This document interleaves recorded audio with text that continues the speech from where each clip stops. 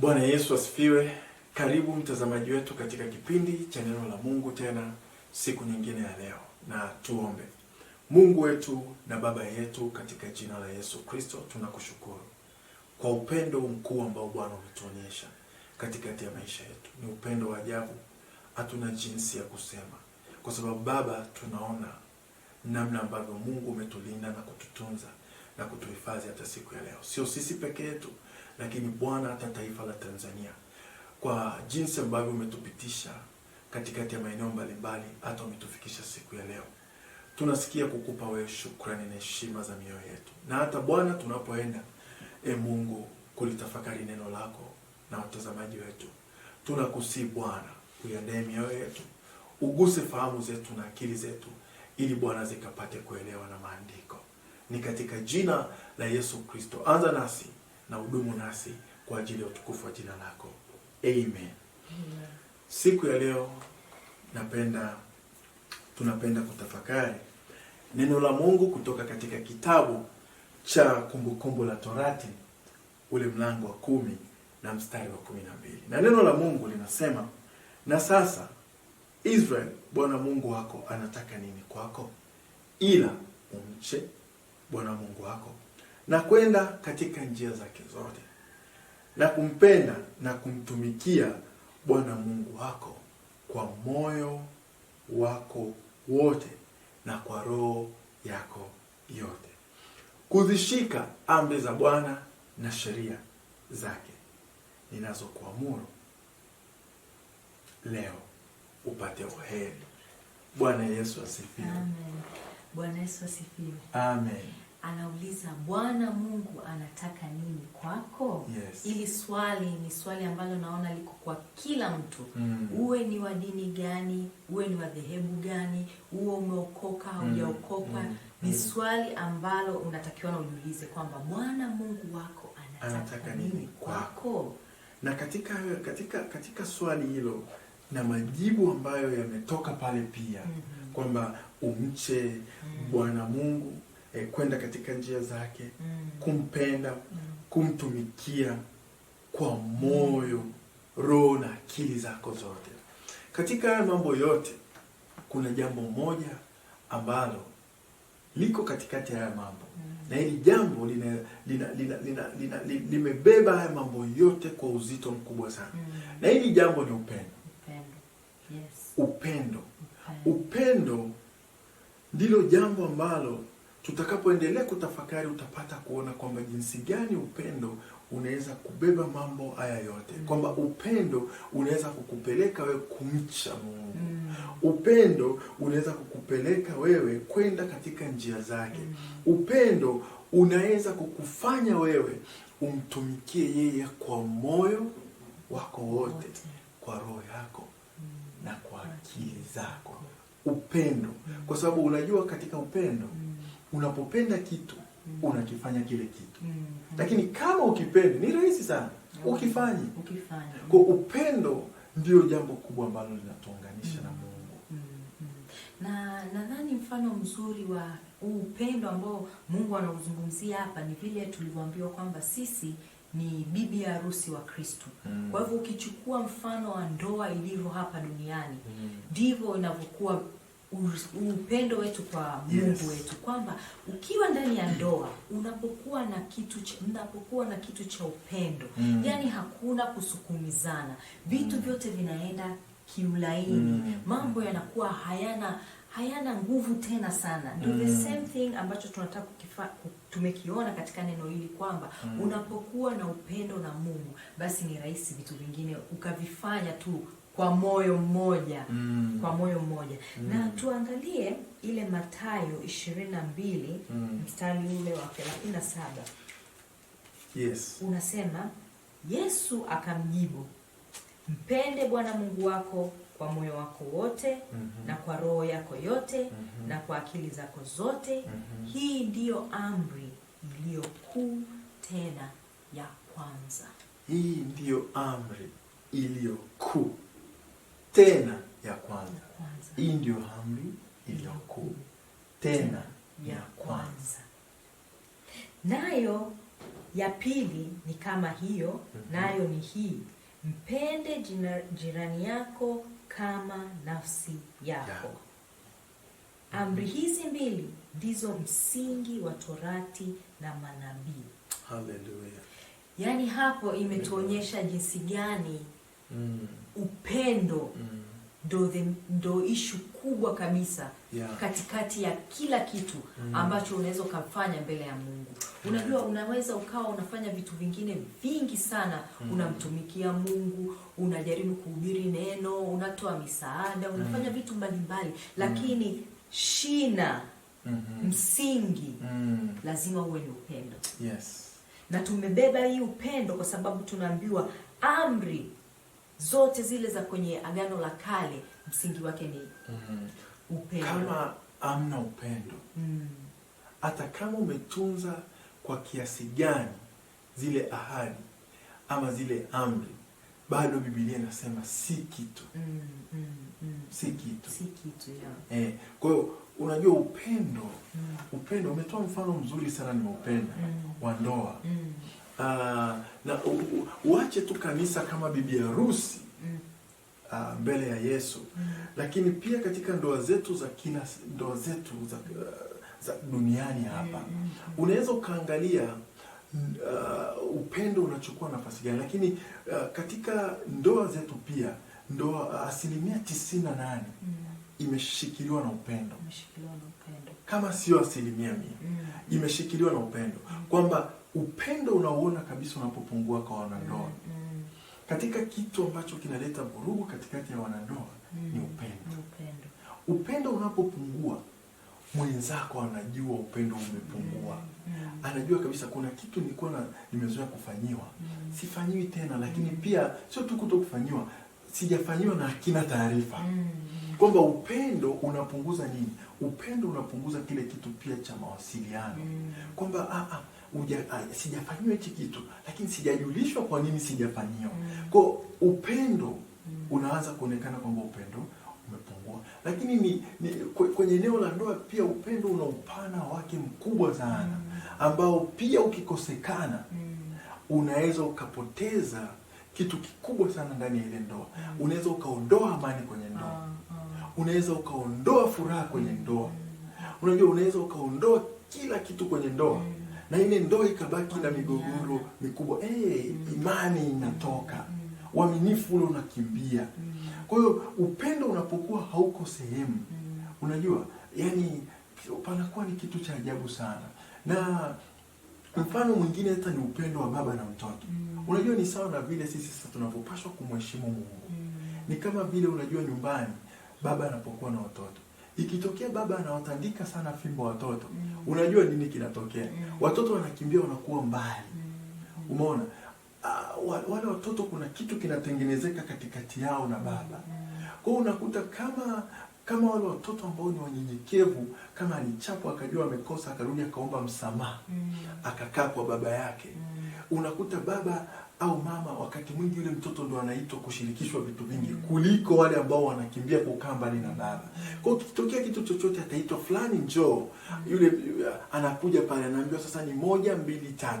Yule ndiye anapata maelezo na maelekezo mengi sana kuliko yule ambaye amemuona baba kwamba ni threat, kwamba kila saa yuko mbali na baba. Baba hawezi kumshirikisha vitu, mama hawezi kumshirikisha vitu. Wanaonekana ni wakorofi, hawana nidhamu, hawana nini, kwa ashirikishwe. Lakini sio kwamba upendo upande ule umetoka, isipokuwa upande huu mmoja upendo umetoka. Wazazi wanatamani uje karibu, lakini wewe umekimbia mbali kwa sababu unaona hawa labda wananifuata, hawa hawataki labda niwe hivi. Lakini hapana, wazazi wanatamani, kuna namna walikuwa wanatamani ukae kwenye njia ambayo imenyooka, ili waweze kukupa vile ambavyo walikuwa wamevikusudia kukupa. Lakini ukiona mzazi anashindwa kukupa kile alichokusudia kukupa, kuna tatizo hapo katikati. Na ndo the same thing inatokea kwa Mungu kwamba unapokuwa karibu na Mungu, unapompenda zaidi Mungu, yeye ni amesema anatupenda wote.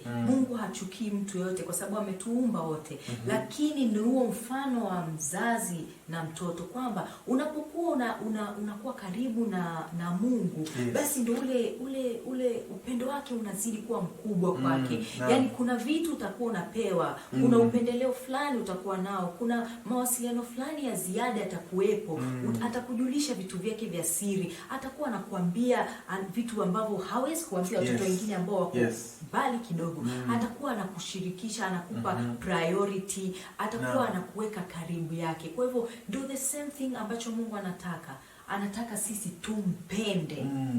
Tusikae mbali na yeye, tumpende. Tumpende zaidi. Amen. Na unajua upendo unavuta. Upendo unavuta. Unakuwa karibu. Yaani upendo unaleta ukaribu.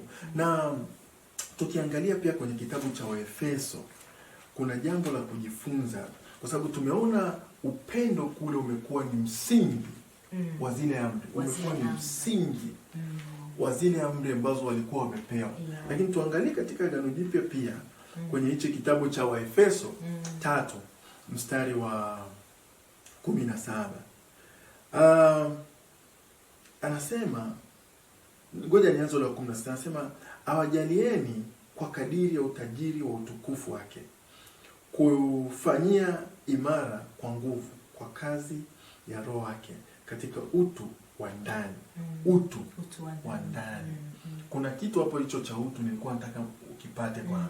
Lakini sasa 17 anasema Kristo akae mioyoni mwenu kwa imani, mkiwa na shina na msingi katika upendo. Mkiwa na shina na msingi katika upendo. Huu ni msingi wa Kristo. Upendo ni msingi wa Kristo wetu. Wa Kristo wetu. Kristo wetu msingi wake ni upendo.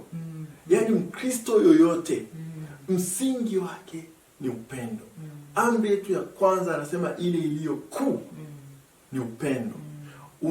Unajua ukiwa na upendo, yani kila kitu kinakuwa rahisi.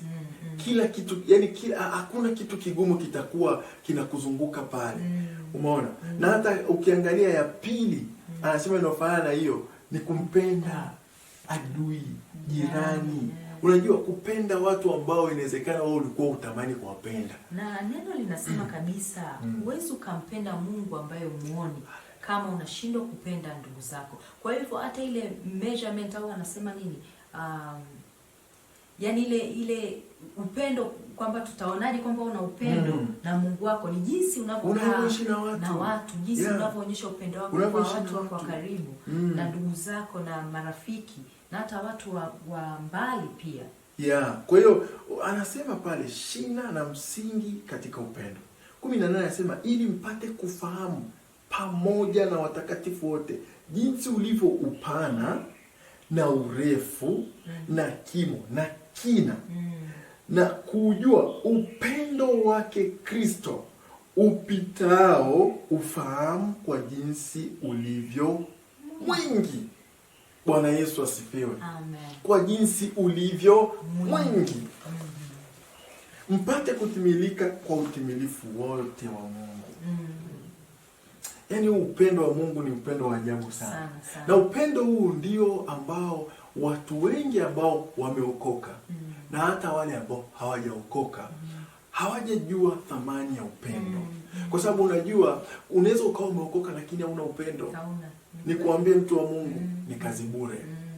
Kama umeokoka aupendi jirani yako, aupendi watumishi wenzako, aupendi ndugu zako, kwa sababu tu umeona ndugu zako, kuna ndugu zako walevi, wanakunywa pombe, wanavuta sigara, wanafanya nini, ukapoteza upendo kwa sababu wewe ulijifikiri sana wewe ni mtakatifu sana, uwezi labda kuchangamana nao. No, usipoteze upendo na ndugu zako, usipoteze upendo na rafiki zako. Ule upendo ndio unamvuta mtu kwa Kristo. Biblia inasema hapa, amesema mtumishi kwamba alitupenda yeye kabla ya sisi kumpenda. Imagine asingetupenda sisi kwanza, ingekuwaje? Tungekimbilia wapi?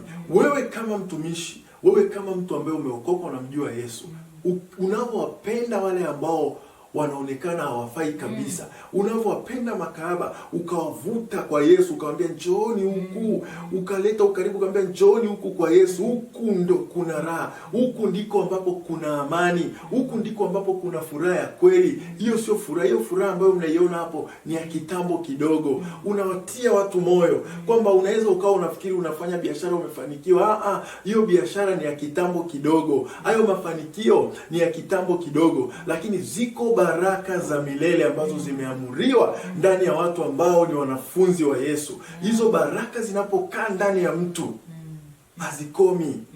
Bwana Yesu asifiwe.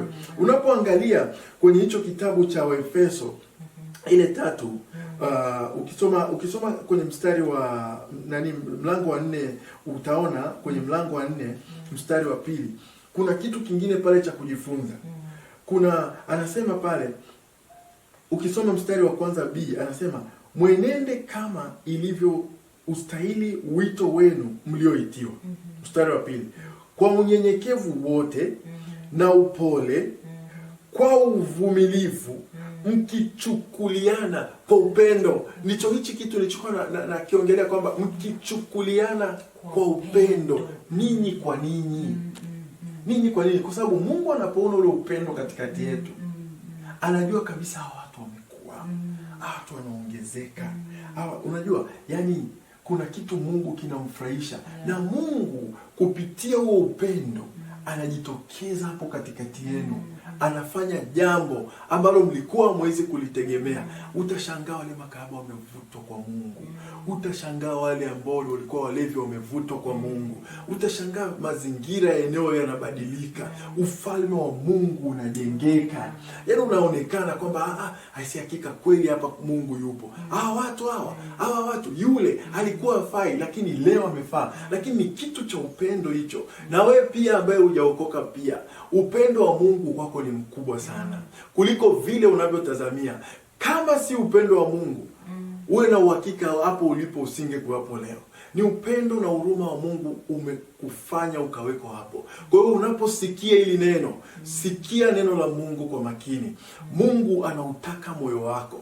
Mungu alikupenda wewe kabla ya wewe kumpenda. Kwa hiyo tii neno la Mungu, sikia neno la Mungu leo, ukafanye kile kitu ambacho Mungu anatamani akione kwako leo. Anatamani na wewe uonyeshe upendo wako kwake, kwa sababu yeye tayari amesema ametupenda sisi kabla. Kwa hivyo anataka wewe urudishe ule upendo kwake. Urudishe ule upendo kwake. Yeah.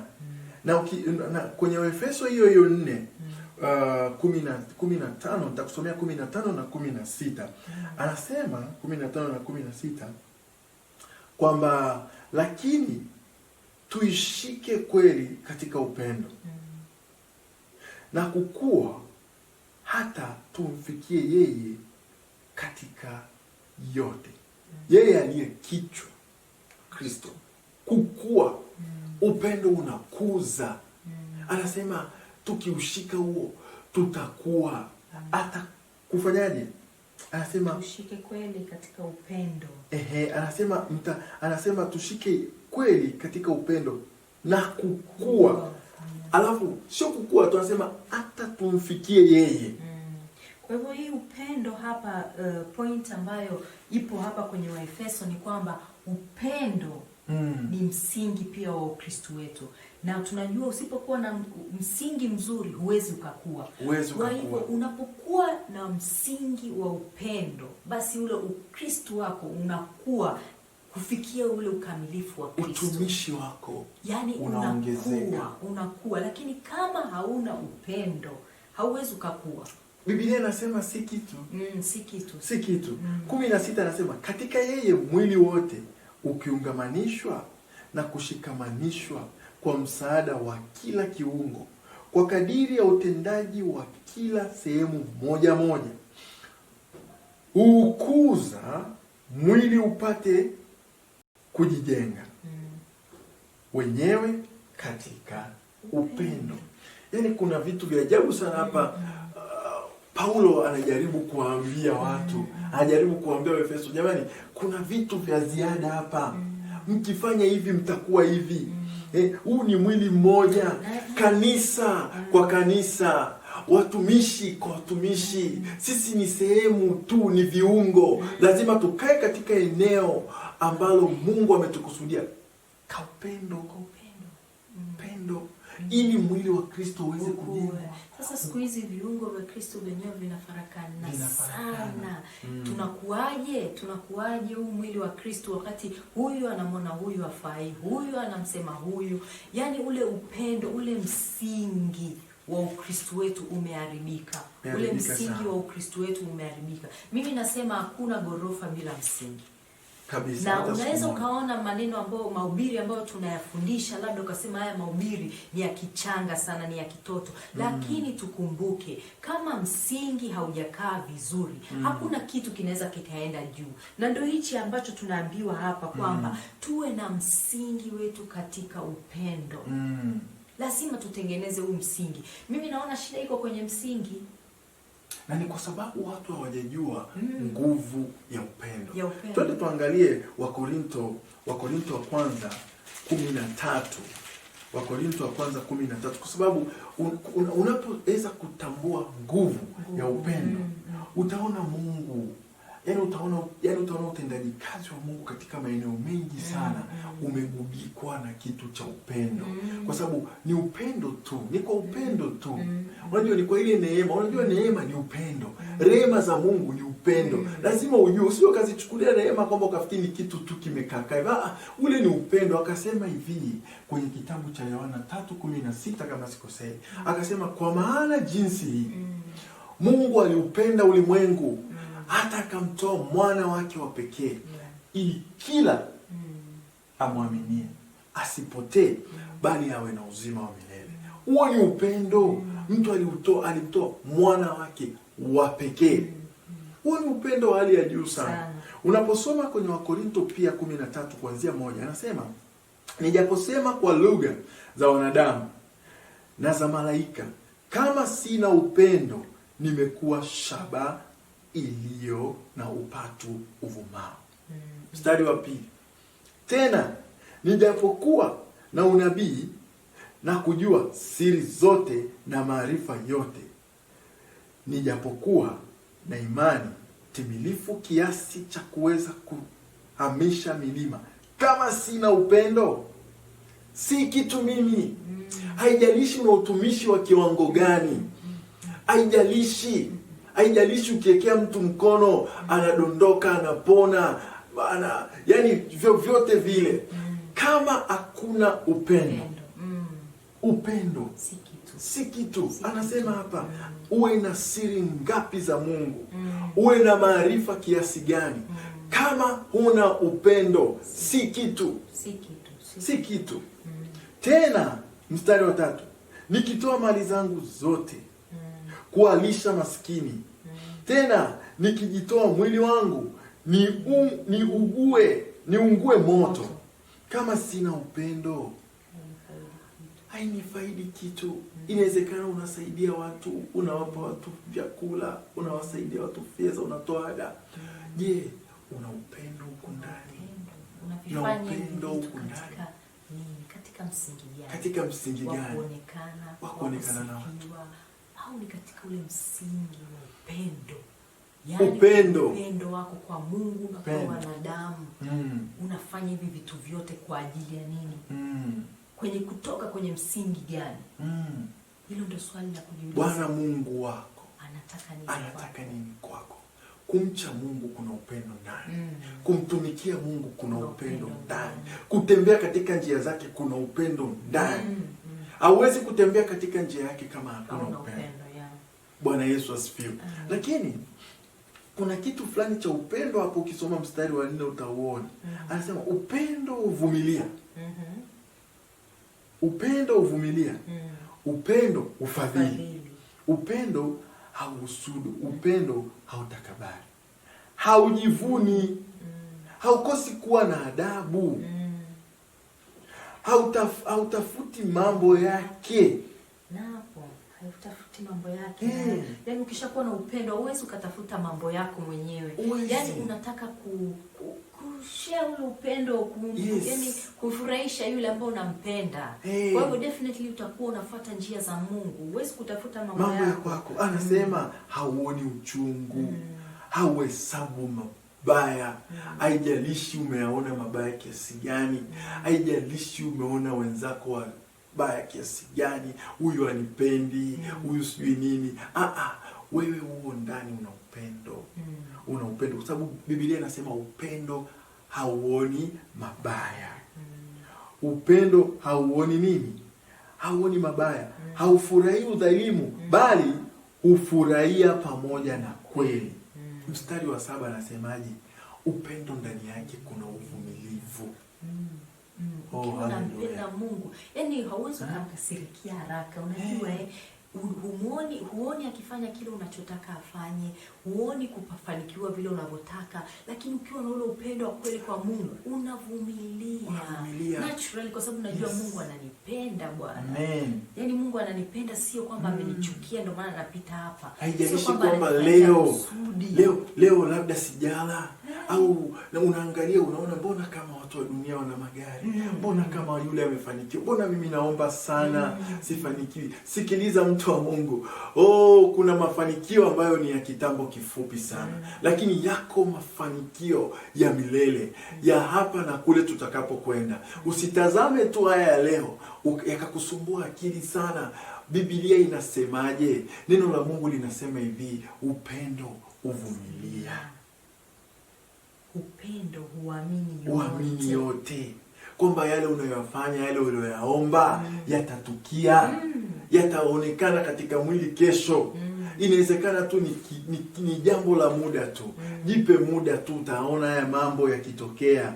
Utumaini yote. Ustahimili yote. Kustahimili ni kule tunapopita.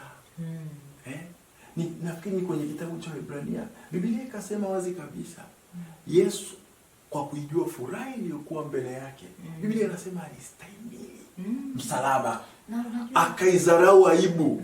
Alistahimili msalaba, akazarau aibu. Kwa nini? Kwa sababu alikuwa anajua kilichoko mbele yake ni nini. Unapokaa kumtumikia Mungu, Mungu ana ahadi nyingi za kwako. Anakusemesha kila siku, anakuambia 1, 2, 3.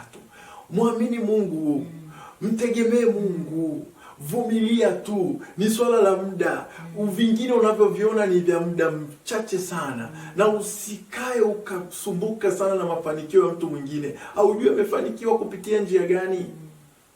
Iko njia aionayo mwanadamu wakati mwingine kwamba ni nzuri machoni pake, lakini mwisho wake ni mauti. Inawezekana hicho unachokiona mwisho wake ni mauti, lakini kiko kitu cha Mungu alichokuumbia. Kinahitaji tu haya mambo machache hapa. Na unajua mtumishi, katika kitu ambacho mimi kinanipa nguvu sana, yani nikiwa napita, ni kujikumbusha juu ya Mungu anavyonipenda. Yani nikipita sehemu yoyote ile ngumu, nikikaa tu hivi nikakumbuka kwamba Mungu ananipenda. Mungu ananipenda. Yani inakupa amani, unajua kabisa kwamba kama ananipenda na mimi najaribu kumpenda kwa kiwango hicho, hawezi akaniacha. Hawezi akakuacha. Ni mwaminifu sana. Ukisoma mstari wa 8 anasema upendo haupungui neno wakati wowote. Upendo haupungui neno wakati wowote. Kwamba kile ambacho Mungu alikithibitisha akiwezi kupungua. Mungu ni Mungu wa maagano. Mungu ni pendo. Ukisoma kule mstari wa 13 anasema basi sasa idumu imani, tumaini, upendo. Anasema na haya matatu, katika haya lililo kuu ni upendo. Haleluya. Ndio maana tumeamua kuchukua upendo, kwa sababu unaona jinsi gani upendo umekava vitu vingi. Upendo umeambiwa ndio msingi wa amri. Yes. Upendo ndio umeambiwa ni msingi wa amri. Yes. Upendo ndio umeambiwa unadumu. Na upendo ndio ambao unaturudisha kule kwenye swali letu, Bwana Mungu wako anataka nini? Tunachotaka kuwatazamisha siku ya leo ni kitu cha upendo, kwamba Mungu wako anataka nini? Anataka umche, umtumikie, uende katika njia zake. Unajua, yani ufanye, unajua, kwa moyo wako wote, kwa nafsi yako, kwa akili yako, kwa nguvu zako zote. Ndiko ambako kuna ahadi za Mungu. Kwenye uvumilivu tumepita, tumeona. Unajua upendo una nguvu kubwa sana. Na ndio msingi tumeona kwenye Agano la Kale ulisemwa ni msingi